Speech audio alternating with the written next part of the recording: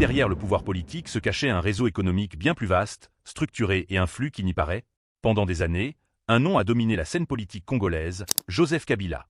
Mais au-delà de la présidence, plusieurs enquêtes évoquent la construction d'un système économique complexe, étendu à travers de nombreux secteurs stratégiques du pays. Un empire discret, parfois invisible, mais dont l'influence pourrait expliquer certaines décisions politiques majeures, des tensions internes, et même des événements récents qui continuent de marquer la République démocratique du Congo. Dans cette vidéo, nous allons analyser en profondeur les faits, les enquêtes et les enjeux autour de ce que certains qualifient aujourd'hui des empires dangereux. Si cette analyse vous apporte un nouvel éclairage sur la situation, n'hésitez pas à soutenir la chaîne. Abonnez-vous, activez la cloche pour ne manquer aucune prochaine vidéo, et surtout dites-moi en commentaire votre point de vue.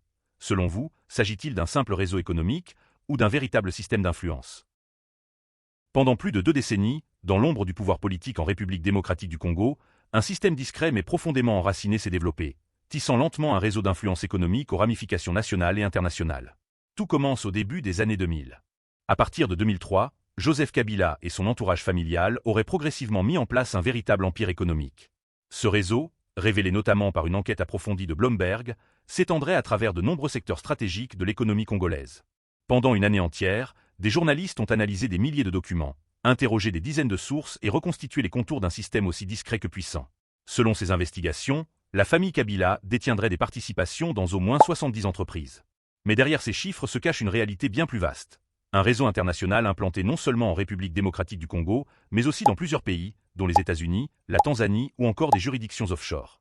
Une architecture complexe, difficile à tracer, mais dont l'objectif semble clair: asseoir une influence durable sur les ressources et les circuits économiques du pays. Au cœur de ce système, la famille joue un rôle central. Frères, sœurs, épouses et enfants gravitent autour de cet ensemble structuré.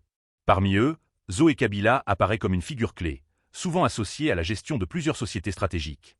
Ensemble, ils contrôleraient plus de 120 permis miniers couvrant des ressources parmi les plus convoitées au monde: or, diamants, cuivre et cobalt. Certaines de ces concessions, pourtant riches en potentiel, resteraient inexploitées, alimentant de nombreuses interrogations sur leur finalité réelle. Mais cet empire ne se limite pas aux mines. Il s'étend bien au-delà, touchant presque tous les secteurs vitaux de l'économie congolaise.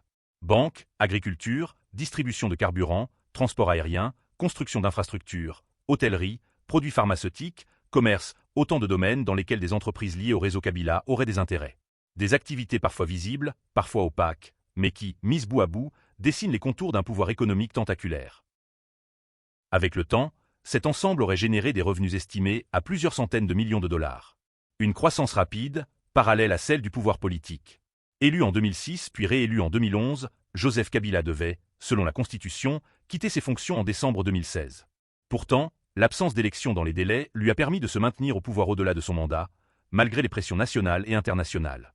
Pour certains observateurs, cette prolongation du pouvoir ne peut être dissociée des intérêts économiques en jeu.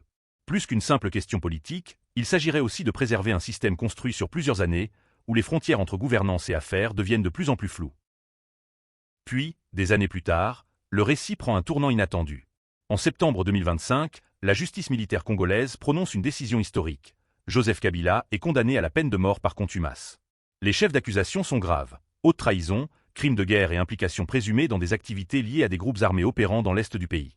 Le tribunal évoque notamment des liens avec des mouvements rebelles, dans un contexte régional déjà extrêmement fragile. Le procès, tenu en son absence alors qu'il se trouve en exil, suscite immédiatement la controverse. Ses proches dénoncent une procédure politique, une tentative d'écarter définitivement un acteur majeur de la scène congolaise. De leur côté, les autorités affirment s'appuyer sur des éléments solides et mettent en avant la gravité des faits reprochés. La décision s'accompagne également de demandes de réparation financière colossales, chiffrées à plusieurs dizaines de milliards de dollars. Non.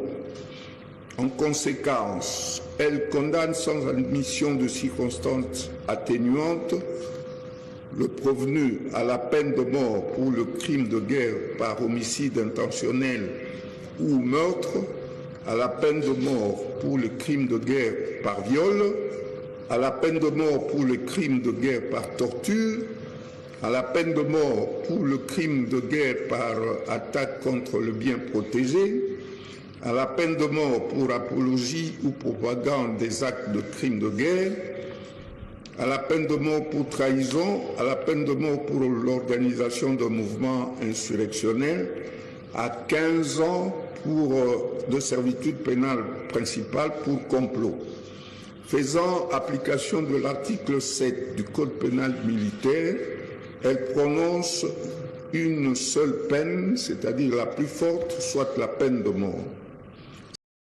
Cette affaire intervient dans un climat de tensions extrêmes entre l'ancien président et le pouvoir actuel dirigé par Félix Tshisekedi.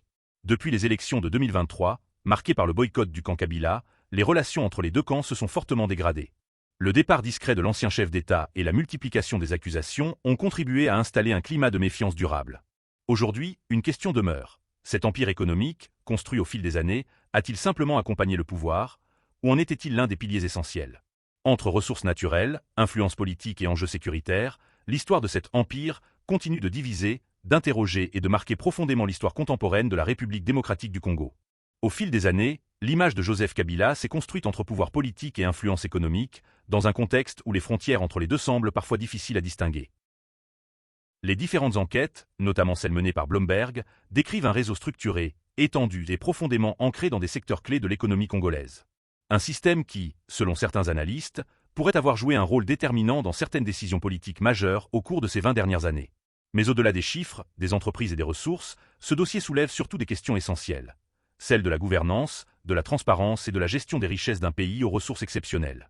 La récente condamnation judiciaire de Joseph Kabila, dans un contexte de forte tension avec le pouvoir actuel dirigé par Félix Tshisekedi, marque un tournant majeur. Elle illustre à quel point les enjeux politiques, économiques et sécuritaires restent étroitement liés en République démocratique du Congo. Aujourd'hui, une interrogation persiste. Ce type de système appartient-il désormais au passé, ou continue-t-il d'influencer, de manière visible ou non, l'avenir du pays? Comprendre ces dynamiques, c'est aussi mieux saisir les défis auxquels la République démocratique du Congo est confrontée aujourd'hui, et ceux qui façonneront son futur.